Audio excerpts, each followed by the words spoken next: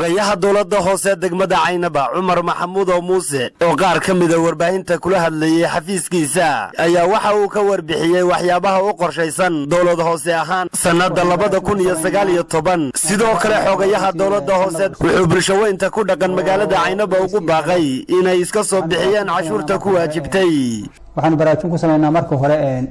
shacabka degmada Caynaba aad waxaan idin rajaynayaa in cid waliba iyadoo mas'uuliyadda saaraysa ay bixiso wixii ku waajibay sanadkan ee cashuura si aynu ugu qabsan waxa lagu qabtaa waxa weeyaan waa lacag hantidana waynu haysanaa in kastaba hal leeyahay baynu haysanaa hantidana waxay ku waajibtay cashuur baa ku waajibtay in la bixiyo runtii waxa weeyaan aad baan ugu dhaadagnahay cashuurta وإنه مرتي وأرجنا هاي وحيابها سنة وحيابها دي من ورا ربي وحقبتكيني أما هو صدقي سيدا أوجد وحملان هاي وحيابها عشود هو شفتي هنتي ذينا جناح سيجا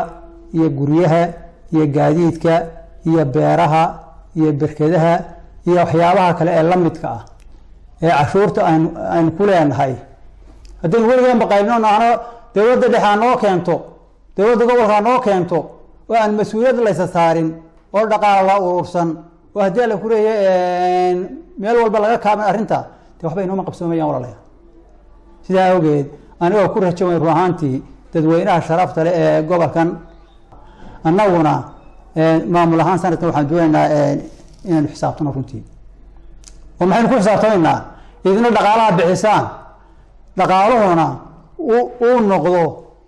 مد مغضة ولا جوابه وبهينا الضبوله وعلي آدم دريد علي تاني ورركة تلفزيون كون كيبل مقالة Caynaba